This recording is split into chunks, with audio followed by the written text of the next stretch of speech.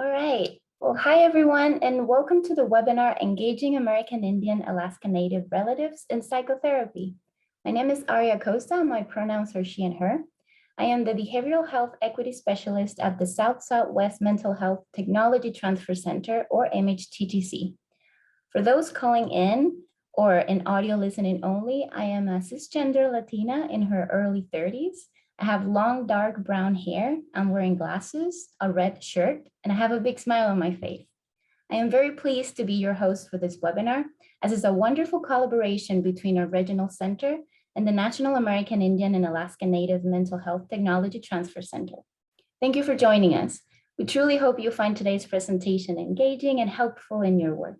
The South-Southwest Mental Health Technology Transfer Center and the National American Indian and Alaska Native MHTTC are initiatives founded by the Substance Abuse and Mental Health Services Administration to provide free training and ongoing consultation to all professionals that serve individuals with mental health challenges across our nation. Our region focuses on Texas, Oklahoma, New Mexico, Arkansas, Louisiana, and our tribal communities. The South-Southwest MHTTC is a project of the Texas Institute for Excellence in Mental Health, which is housed at the Steve Hite School of Social Work at the University of Texas at Austin. For a disclaimer, the opinions expressed in the presentation are the views of our speakers and do not reflect the official position of the Department of Health and Human Services or SAMHSA. All right, we have an amazing presenter with us today, John Jewett. John is a member of the Oglala Lakota Nation and has spent his entire psychotherapy career in Indian country. He's a board-certified clinical counselor who is currently practicing at the Indian Health Service in Albuquerque, New Mexico. Prior to that, he managed the behavioral health programs at Sandia Pueblo in New Mexico and at Denver Indian Health and Family Services in Colorado. In addition to being a professional counselor, John is also a certified addiction specialist. Prior to his 10-year career in counseling, John spent over 20 years working for international, national, and local nonprofit organizations. In his spare time, he enjoys fishing, camping, and playing tennis. Thank you so much, John, for being with us today. I'll pass the mic over to you. Good morning, everyone, and a special thank you to South-Southwest MHTTC for collaborating with the American Indian Alaska Native MHTTC. Today's topic is engaging American Indian and Alaska Native relatives in psychotherapy. I'm just going to share my screen with you all. Okay. So like Ari said, I'm from the Oglala Lakota Nation, and that's from the Pine Ridge Reservation in South Dakota, is where my people are from. And this topic is interesting, and we're really just, those of us that practice in Indian country are really just beginning to develop the ideas that we sort of intrinsically feel, and in trying to capture the way that we work with our people and to try to provide that to other Indian and non-Indian therapists as a way to be working with our people. And so lots of people around the country have been trying to formulate these ideas, some of which are really difficult to translate because sometimes it's just about connectivity. But hopefully in this presentation, I can give some concrete examples of how to better engage American Indian and Alaska Native relatives. The reason we call them relatives is because, especially in the Lakota way, we say aho mitakwiyase, which is all my relations. And I think that when we look at our patients and clients as relatives, that we qualitatively change the way that we engage with them. So the National American Indian and Alaska Native MHTTC is a part of this SAMHSA-funded network.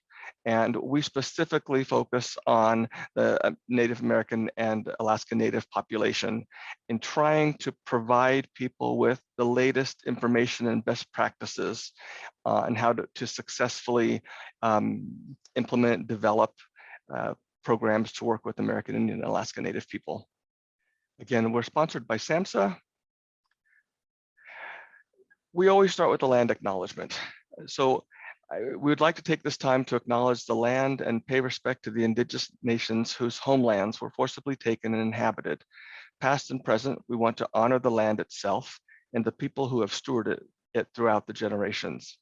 While injustices are still being committed against indigenous people on Turtle Island, today we say thank you to those that stand with indigenous people.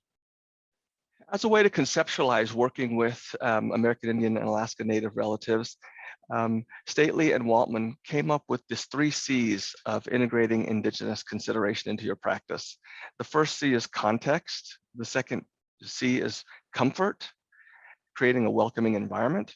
And the third C is communication, especially as it pertains to relationship building. Before we really move into how to work, we have to have some context for when you move into a session with American Indian Alaska Native patient. It's helpful to have context about to understand a little bit about the history and where in general they might be coming from. The struggle is that many programs are often not culturally relevant or sensitive to our relatives. And so sometimes our people feel stereotyped or ignored or disrespected. And it takes a lot for our people to even walk through the doors or make that first phone call because of the way that indigenous people have interacted historically with systems, especially US systems. It hasn't always been that positive. And so it's challenging just to get people to come through the door. And like any other culture, there's always stigma around coming in for mental health services. Also, on the healthcare provider side, people report being overwhelmed by the diversity within Indian country. And we'll get to that in a couple of slides here. But there are so many different tribes. Just here at Albuquerque Indian Health, we have seen over 170 different people from over 170 different tribes. The third piece of this is psychotherapists, we also have to contextualize our own personal cultural identities and beliefs so that we can better understand our biases and how our values and biases might influence our practice. But just some basics. 1.3% of the US population identifies as Native American or Alaska Native. Of those, 19% reported having a mental illness in the past year. That's over 827,000 people, enough to fill every Major League Baseball stadium on the East Coast twice. 827,000 people seeking behavioral health services.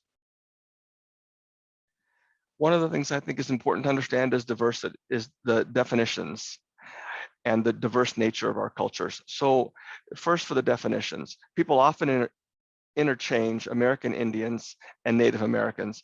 And I just think it's clear to understand what we're really talking about specifically. So American Indians include tribes that have treaties and government-to-government relationships with the United States.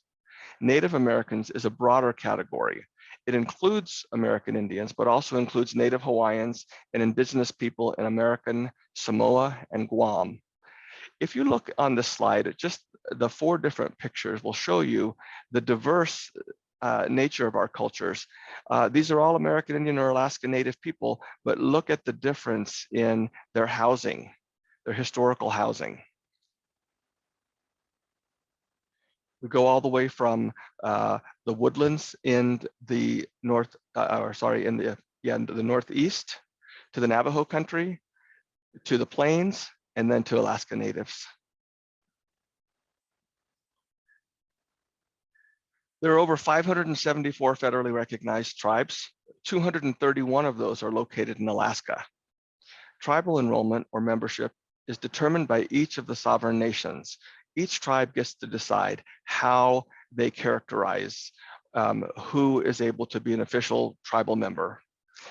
Some of the tribes have utilized blood quantum, but it's important to note that historically, especially among the Plains tribes, sometimes we even made people our relatives, and they were seen just as much as Lakota as people who had any particular blood quantum.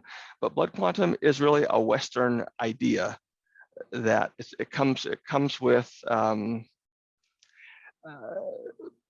serious challenges in Indian country as more and more people move off of the reservation. So today, only 1/3 of the American Indian and Native American population live on reservations. The majority now live in urban, suburban, and rural non-reservation areas. As we move into urban areas, when I was in Denver, I was working with people that were half Navajo and half Vietnamese, or some people were 100% Indian, but they were so many different tribes that they didn't meet the blood quantum requirements of their particular tribes. And so sometimes this blood quantum piece can become problematic. My tribe, the Oglala Lakota Nation, I think a few years ago, recognized that this was becoming problematic. And so we just go by lineage. If one of your parents was Lakota, then you're Lakota. I think it's also important to say, when you think about being American Indian or Alaska Native, that it really has less to do with blood and more to do with cultural affiliation with your tribe. And historical trauma, I'm sure you guys have heard on the news lately about bodies being found at boarding schools and things like that. And I just think it's important to notice for any group what the historical trauma has been. For American Indian people, of course, it's the history of colonization, genocidal practices, forced relocations, like the Trail of Tears, and the rupture of family systems and lifeways. What I mean by that is the Lakota people used to be nomadic and range across the Midwest, and that was their lifeway. When they got put onto the reservation, it completely changed the way that their culture interacted with nature, and this was challenging. I mean, just think about one thing: moving from round houses, round teepees, into square houses. So the history of trauma has resulted in intergenerational trauma. And some people like Maria Yellow Horse Braveheart are doing some really good research into how intergenerational trauma is impacting families with regard to their behavioral health. There's also been some epigenetic work that people are doing. Very preliminary data is suggesting that the PTSD type of thing can be passed down literally genetically and make people more predisposed to depression or anxiety. It's a brand new piece of scientific research. To give us some context, which is sort of the first C, 28% of adults and 35% of kids live in poverty, compared to 12.7% in the general population. There's this misconception that there's gaming success in Indian country. I think many tribes have gaming operations, but like ours, we're located in the middle of the country in South Dakota, not a lot of traffic. And so our gaming operation is not successful. Now, the Sandia people here in Albuquerque, just outside of Albuquerque, they're right next to a large metro urban area. And so their gaming is successful, but probably only around 10 of the casino owning tribes really are able to have great success with that. Unemployment. So let's look at the COVID figure. 26.3% of American Alaska Native people are unemployed. Now, keep in mind that this also includes all of this 2/3 of the population that lives in urban or off-reservation rural areas. On the reservation, like in my reservation, sometimes it's as high as 65, 70% in terms of unemployment. High school graduation rates, the national average is 75% for the US population. It's only 65% for American Indian and Alaska Natives. When you average the states with the 7 states with the highest number of American Indian and Alaska Native students, only 50% of the population graduates from high school. One of the things that will impact in terms of clinical care, of course, is remembering where people are in terms of their functioning. And if only 50% of high school if there's only 50% of American Indian people graduating from high school, then you almost have a 50-50 chance of the person sitting across from you not having completed a high school education. On the other end, you also remember that there is a segment of the population that is very well educated. And so there are master's level and PhD level folks. Safety is really important. 4 out of 5 American Indian Alaska Native adults, that's 83%, have experienced some form of violence in their life. Just want to say that again. 4 out of 5 American Indian Alaska Native adults have experienced some form of violence in their life.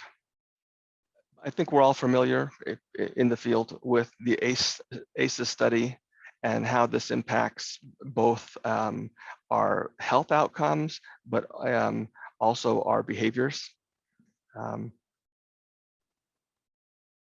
so I think it's important to recognize that rates of PTSD among American Indian Alaska Natives is akin to rates amongst war veterans, with estimates ranging anywhere from 6 to 19%.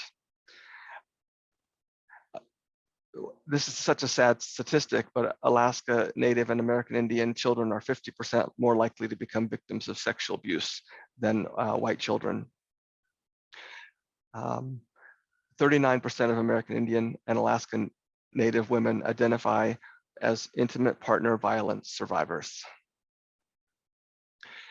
And American Indian people are 526% more likely to die from alcohol use than non-Indigenous people. However, I think we also need to remember that the American Indian population also has the highest rate of abstinence from alcohol. The next C is comfort. This is about creating a welcoming environment. So American Indian Alaska Native relatives report comfort working with non-natives when they have a contextual understanding of their history and experience in this society. Just knowing that you've made an effort helps people to feel more comfortable when they first walk into your office and begin to engage with you. One of the things that I think is important, you may even see it behind me, is my relatives feel more welcome when they're offered water, coffee, or tea. And that's because culturally, whenever we walk into somebody's home, there's usually always a pot of coffee brewing, and you'll always be offered something as just customary. Many counselors decorate the room with a piece of local art, pottery, baskets, or rugs. Again, it lets the patient or client know that you're making an effort to connect with their culture in some way. I think this piece is really important, and it depends on the system that you're working in. But when we focus on comfort and creating a welcoming environment, how about at intake, we welcome the patient, get to know them through introductions, but we skip the paperwork and don't do the traditional intake that we do in the first session. Just really spend the first session getting to know the person and connecting with the person. And while we're doing this in conversation, of course, we clinically want to assess connectedness to their culture. Some people will be extremely connected and traditional, and other people may be third generation urban and really not connected to their culture at all. And it's really important that we know that, because we don't want to assume that people who are not connected to their culture are connected, because we may put them in the position of us asking them things that they won't know. It's also important during that time to assess what their prior experience with therapy has been. And then depending on the answers that we've been able to find out, to provide some brief psychoeducation about treatment, and to kind of reduce the stigma and normalize, that it's just a conscious conversation that we're having with somebody.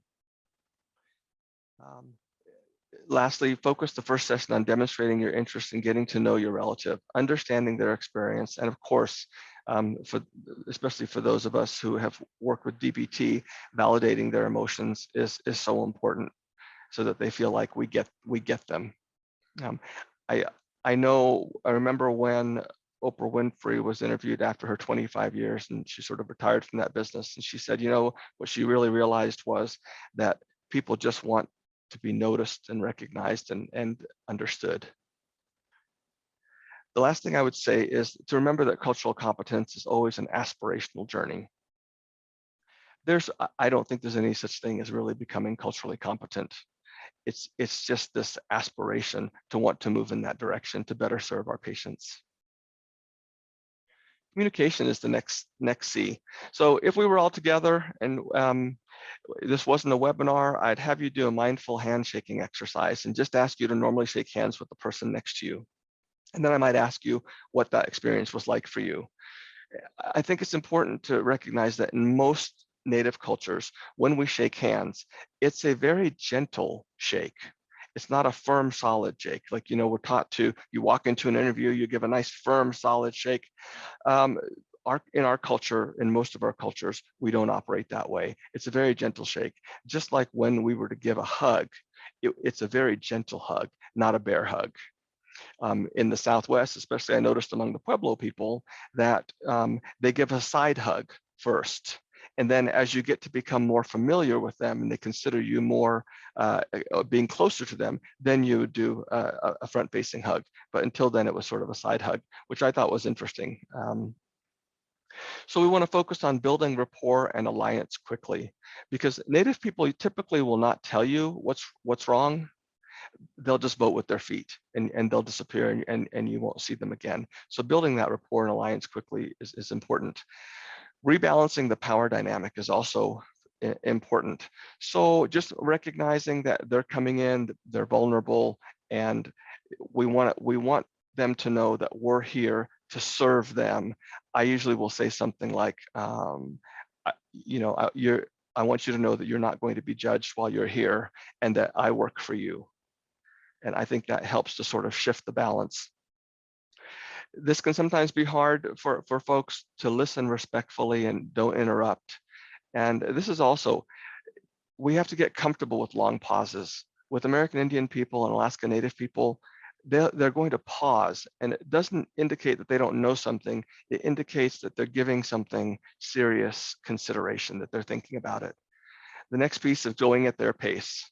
And remember, especially with some of the traditional elders, they talk in circular fashion, not in linear fashion. I think we got that in grad school, but what it really boils down to is patience, knowing that eventually they will make their way around to the point that you're hopefully wanting to address, but having the patience to allow them to go through the process that they need to go through to get there. Again, this is informed by how close or far away from their culture they are, especially when you're working in urban environments. Take your cue for eye contact and volume from your relative.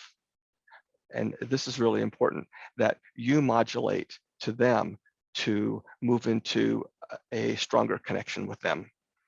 Typically, however, we want to avoid being loud and to sort of avoid not only being verbally loud, but also physically big motions can kind of shut people down and can be perceived as aggressive. And then we also want to see mental health issues as an imbalance and not a disorder and a disease. So I think in Indian culture, we are trying to stay in balance and to remain in our sacred center of silent witness. And so when we talk about mental health issues, they are things that tend to pull us out of our sacred space of contentment.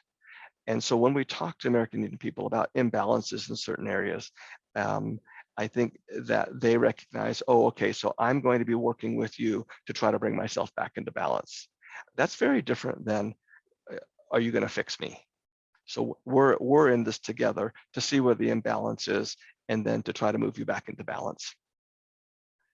So I like to say CBT pays, but holistic balance approach pays off. Mind, body, spirit, emotions, and social connectivity. And exploring those things in session will often tell you a lot about where our American Indian people are. One caution, non-native providers should not attempt to use tribal, spiritual, or healing methods or ceremonies in treatment.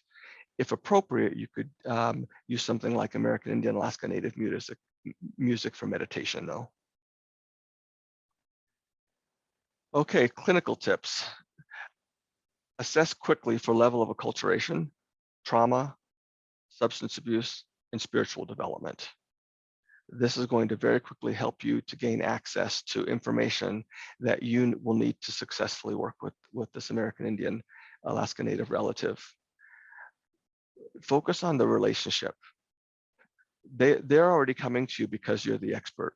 So there's no need for us to prove that we're the expert and to come from that point of view. It's sort of the difference between having your desk and sitting behind it and then having your chairs in front of the desk. That would be sort of a very Western power-oriented model or way of being. Whereas in this particular way, if we use the same analogy, your desk would be facing this way and you would turn your chair around so that there would be nothing between you and that patient. Use humor. Humor makes the patient feel at ease. And American Indian people actually have a very good, for the most part, sense of humor. And then appropriate self-disclosure. And I really do mean appropriate, but self-disclosure means go first. Let them know that you're willing to share something, that you're willing to be a little bit vulnerable, to encourage them to be vulnerable in that space. Provide psychoeducation about imbalance and then about the treatment plan, and really go through the treatment plan with them. But remember to make it from the perspective of rebalancing, moving back into balance. And then I always, in the first session, begin with relaxation skills. Breathing, controlled breathing, progressive muscle relaxation. And then towards the beginning, this comes from ACT, acceptance and commitment therapy. But in the first couple of sessions, you may want to utilize the values cards and approach change from their known values. It basically gives you windows to approach things through that are shared, because they'll let you know, my family is important to me. And so then when you're working with patients on different types of subjects, you might relate how moving back into balance in this particular area might benefit their family.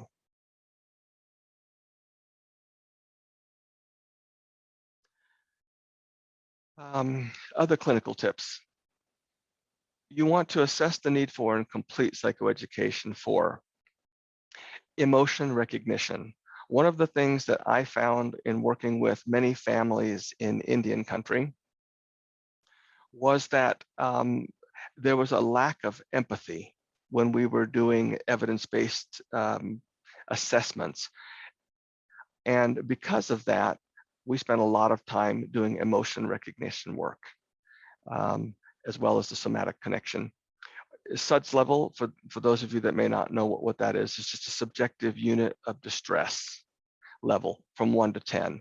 And you can also use it for positive emotions, but sort of assessing for, are the patients, how easily do they recognize the types of emotions they have or what their EQ is, and also their ability to give it a number between 1 and 10, with 10 being the most severe. Sometimes patients have a very limited range of emotions that they can talk about. And so that will let us know that we need to do a little bit more work introducing things like jealousy or being irritated or frustrated, things like that, instead of just mad, glad, sad, or angry. And the SUDS level is important, especially when you're working with parents who are having parenting challenges with their kids. Having them be able to ask their children on a scale of 1 to 10, how mad are you about what happened today, gives them more skills in terms of being able to work with their children, so that they know if it's only a 2, then they can keep on cooking when they get home.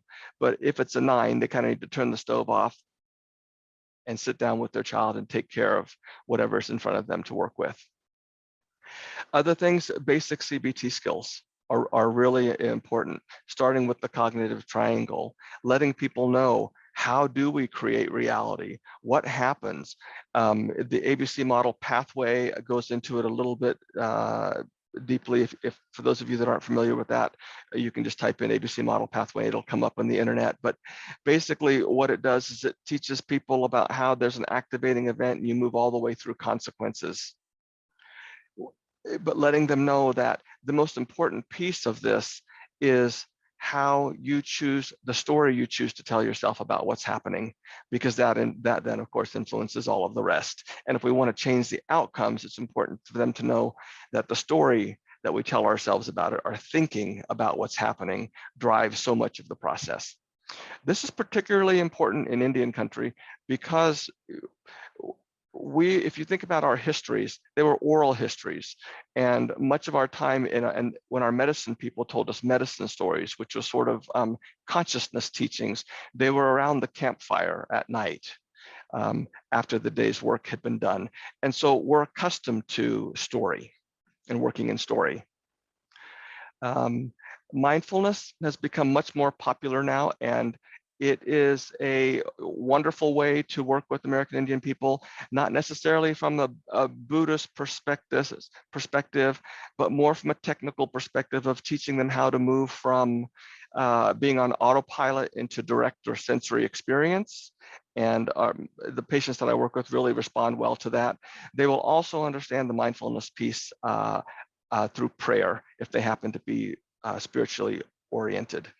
Grounding practices are also very important, and describing it as being in the middle of a circle and trying to stay in that middle piece of the circle where you're true to yourself. And this is a place where you can demonstrate your best self, is if you can stay centered and grounded.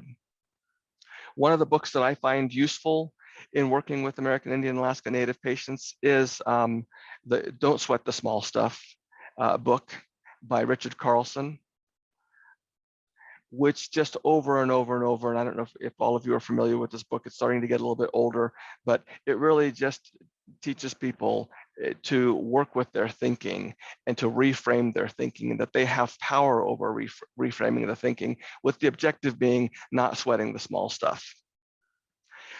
Post that, there's another book, which is Slowing Down to the Speed of Life. If people don't have a high school education, I wouldn't recommend introducing the Slowing Down to the Speed of Life book, but that's also useful, especially in helping people around mindfulness and CBT-oriented types of skills. Archetype work. This is incredibly important, and this is a place where you can also show a lot of humor. And so sometimes if I'm, depending on the client that I'm working on, I'll say maybe they have a tiara that says, I'm Miss Unpleasant today, or Miss Angry, or Miss Stay Away from Me. But what kind of getting people familiar with the archetype that they're working through at any particular moment, and just teaching that you can choose the archetype that you work through. So, you'll say something like, do you want to bring Miss Angry into an interview for a job? And they'll say, no. Okay, well, what part of you would you bring into an interview? Would you bring your wise self, your kind self? And this idea that you can also hold several things at the same time.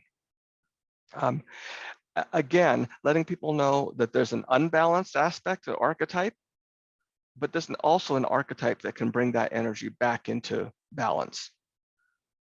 So you want to bring Mr. Calm is on the baseball cap.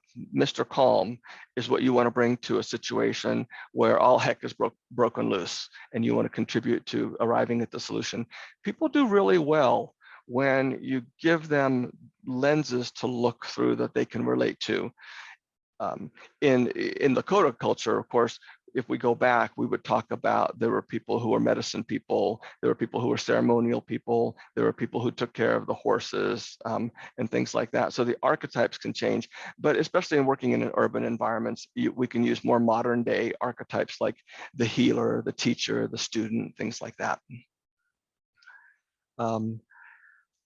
One of the pieces that's so important, and I think that people in the addiction community, they do this really well now, is as a therapist, we're trying to figure out, why is the client responding to life in this way? What's happening, or what's happened that causes them to respond to life in this way? It's a really important question, as opposed to focusing on just the problem and solving the problem. So I want to mention that there are American Indian and Alaska Native adaptations of evidence-based treatment models. Motivational interviewing, there are 2 adaptations. One is by Tomlin et al. And Venner et al. And I will leave a PDF copy of this presentation with Ari so that you guys can access that. these names, so you don't have to write them down right now. Also, trauma-focused family therapy, and that's TFCBT.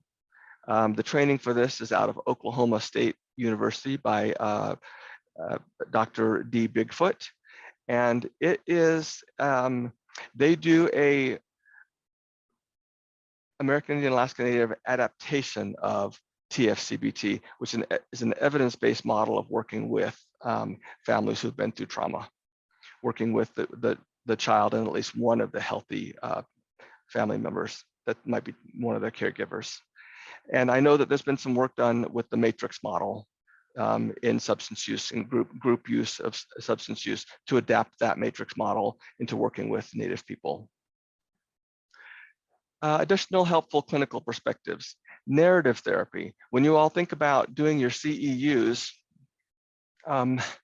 narrative therapy, if you have American Indian clients, or if you just tend to generally see yourself leaning towards this idea that we're constantly creating our lives by the stories that we tell ourselves, then moving into getting to know more about Native therapy would be extremely helpful, because it really focuses on the stories that influence how we move through and process our life. Acceptance and commitment therapy is really gaining traction, I think, in our work. It uses mindfulness and values-based behavioral activation to increase distress tolerance and increase our psychological flexibility. I think if we think about it, most of our work in session is trying to support our clients in developing this psychological flexibility. Often it does include distress tolerance, but I think focusing on acceptance and commitment therapy in terms of working with Native clients would be really useful. The next piece I want to mention comes from the SUD world, harm reduction. I think that for so long we were just focused on abstinence, and I don't think that necessarily abstinence is the first place to start with some folks. That harm reduction actually does work well in our community as an alternative way to manage drug and alcohol use.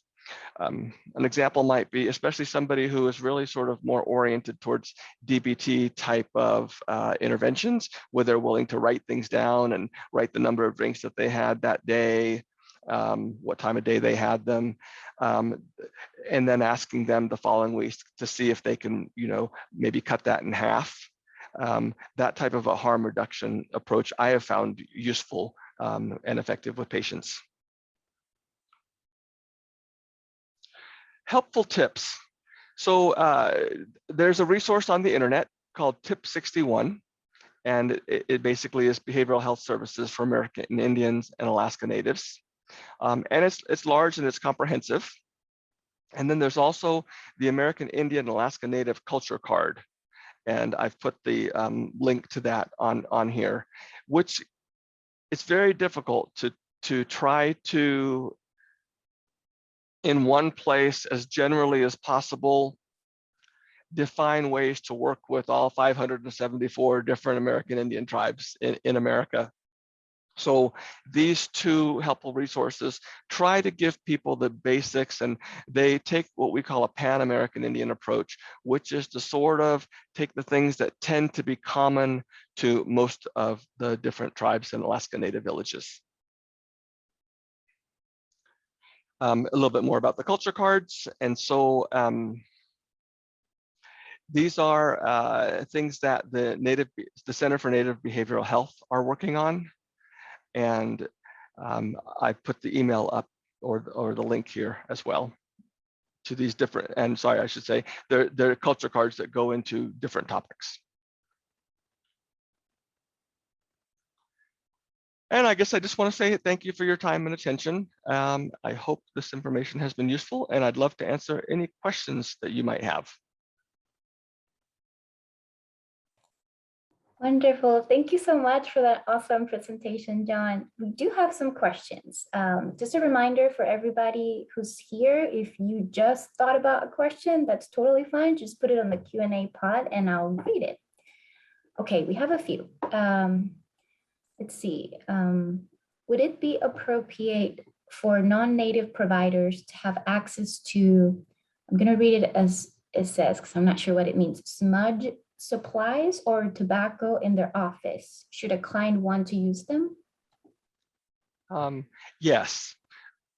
The way that question was asked, yes, to have them available, but also to let them know that if you're a non-native provider, this is not something that I do, but this is here for you should you like to do that.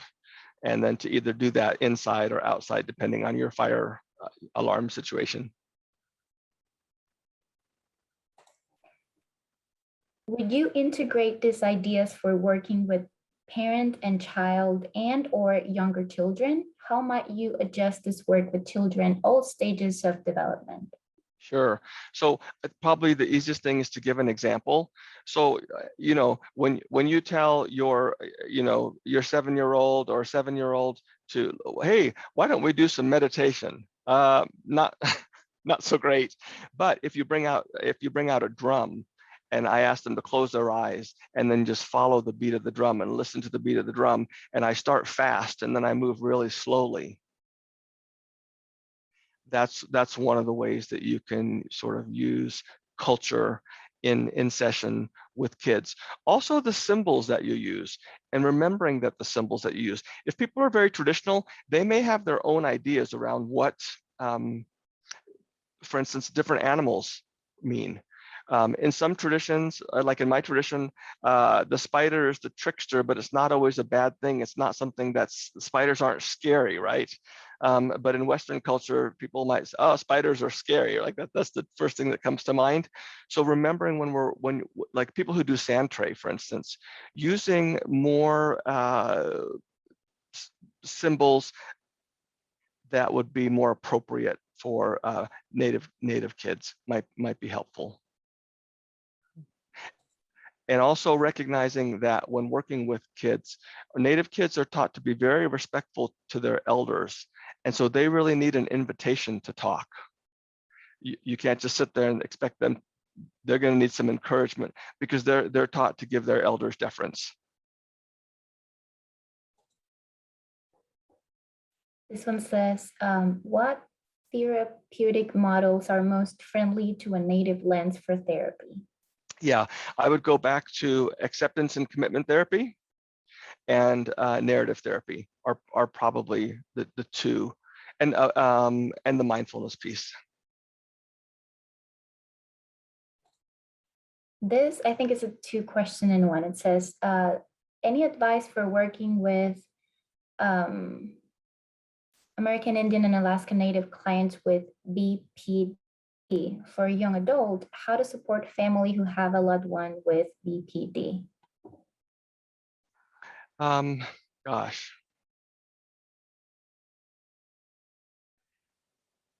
So I think most of the literature really talks about that the engagement piece is like 50% of the successful working with that.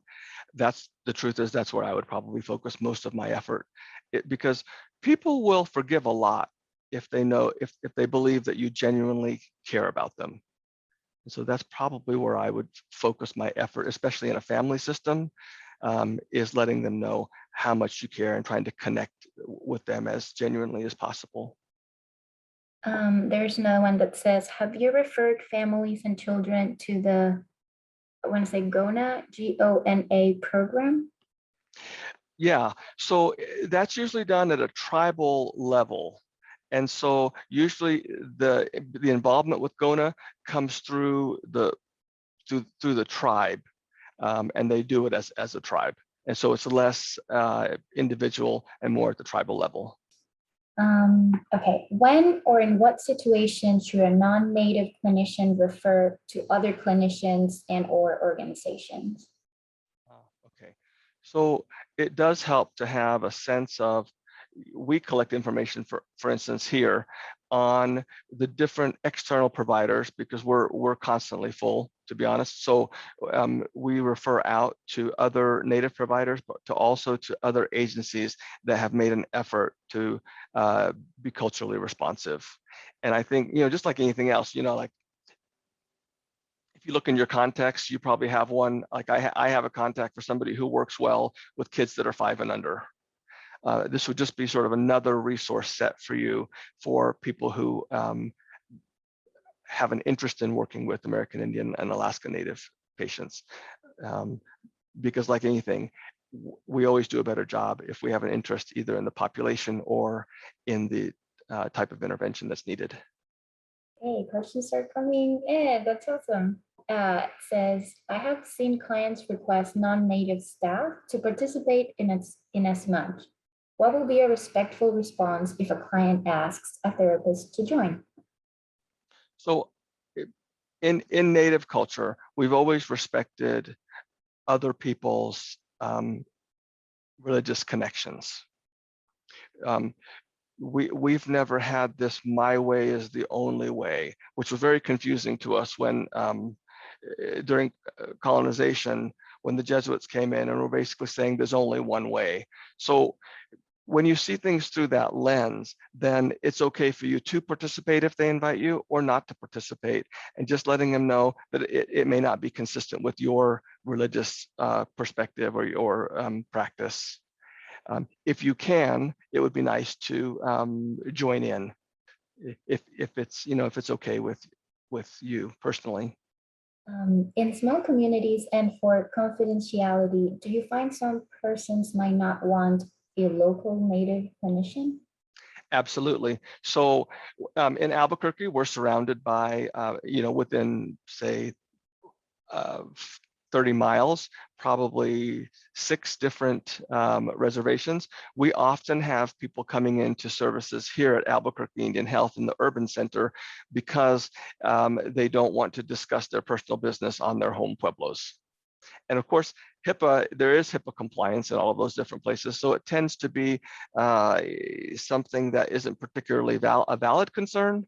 But as you know, it's the perspective that matters. It's the patient's perspective or client's perspective that matters. And so if they believe that, they're going to be less successful in that environment.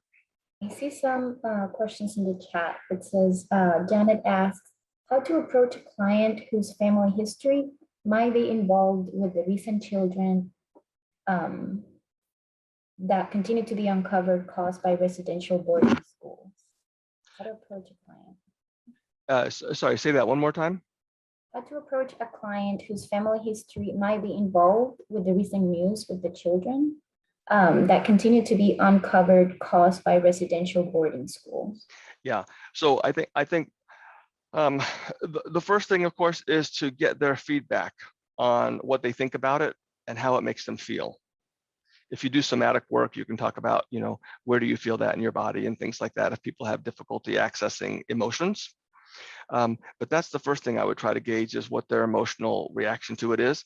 Then I would try to ask them if they, about their family history of boarding school, because we don't want to make assumptions that it was all bad. My mom went to boarding school, but she describes it as being a relief when things at home were not going very well and were kind of chaotic. So that's how I would approach it, not out of your interest, but out of the patient's level of interest. This is a follow-up question. It says, if 50% of the work is engagement when working with individuals with BPD and engagement providing support to family, then what about the other 50%? Thank you. So I would focus the relating part on the cultural piece. I wouldn't focus the clinical piece necessarily on culture. I would focus on the engagement piece on that, and then utilize evidence-based practices to work with those families on whatever kind of issue you're working on. If there is a native adaptation of an evidence-based piece, then sure, use that. But otherwise, I wouldn't try to develop something culturally when there is something that's evidence-based, because at the end of the day, we want to help the people with the issues that they're having from an evidence-based perspective if we can. This is an interesting one. As you began today's session with a recognition of land, is that something you will begin each therapeutic session with, or no? Or is there any other practice you would use as a beginning or ending of sessions? Sure. So I wouldn't necessarily do this as a non-native provider. But as a native provider, during the first session, I would honor the person in front of me, but also honor all of the relatives who did all of their ancestors who did what they needed to do in order for that person to be here today. So you sort of forming a connection to and letting, it's almost like they're not walking into counseling by themselves, that they're walking into counseling with this large array of connectivity to relatives who have gone before that are all rooting for this person. Okay, we have two last questions. One is, will you recommend DBT, dialectical behavioral therapy? Okay, so this is just personality driven, I think, as opposed to cultural. I have some native clients that they're really successful at writing down exactly what they eat every day, and then they like to come back in session and discuss what they found and then the changes that they want to make. And so that aspect of DBT is really useful. And then some patients that's not going to work. First of all, the majority of patients, especially in urban environments that are living in poverty, are primarily dealing with their lives in this week or next week type of a perspective. So if you ask them what they were doing this fall, that would be a really difficult question for them. And so people who are living under those kinds of circumstances aren't going to thrive under sometimes the minutia of DBT. Now, one of the important aspects of DBT, though, is this validation piece of emotions and of the person and their experience. That is critical especially in the first 3 introductory sessions, that validation piece, because it lets the client know that it's not a waste of their time to come in for session, that they're being heard, and that people are making it, the therapist is making an attempt to understand them.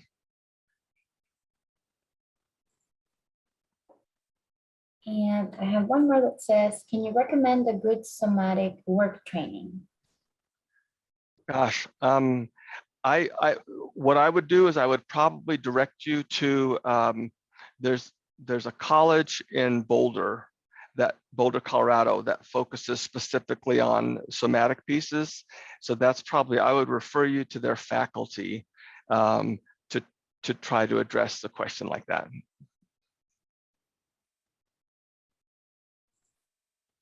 All right, well, I don't see any more Q&A. Don't see any more questions in the Q&A pod. I don't know if you want to share one more time if people want to connect with you. Sure. Let me see. Let me just see if I can put this back up on the screen. There's my email at ihs.gov.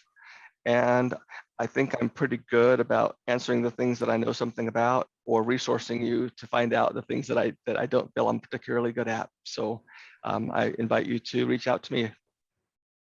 Awesome. This is wonderful. Thank you so much, John.